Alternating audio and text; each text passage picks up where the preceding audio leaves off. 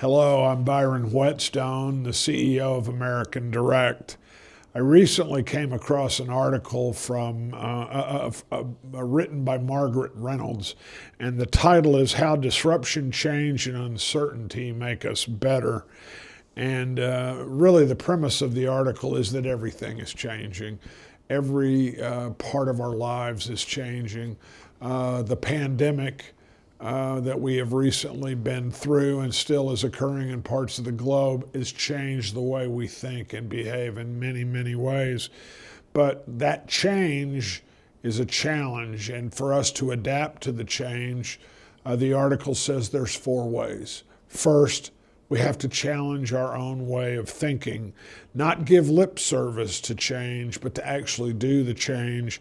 And that, for us at American Direct, means that we have upped our game and updated the notion of how we create value and updated the ways that we can create value.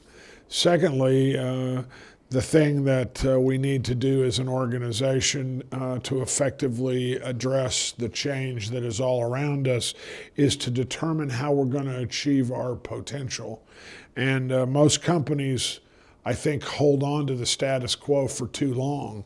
They ignore the trends that emerge in business until they are long past, and now they're not innovators or disruptors, they're followers. And the point is, if you're in disruption, even if you are just part of this disruption, how are you dealing with the disruption?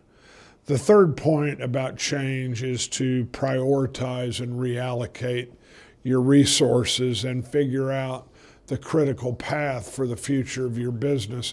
Some would say it's as easy as drawing a line between now and the desired future. But I think many of us have to be real and understand that we have to fix foundations for the business before we can do the innovation that's required. And finally, change in how we communicate to one another. Communication is free. You don't have to, it doesn't cost money. But most organizations don't have good communication because they don't facilitate ways to communicate regularly.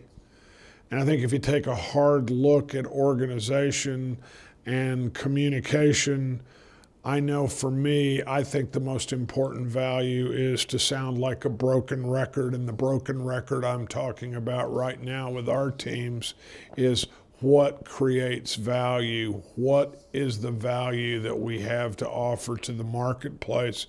And if change is accelerating, and it's accelerating rapidly, I think we have to recognize it's time for us to change rapidly and prioritize the investment in people and technology.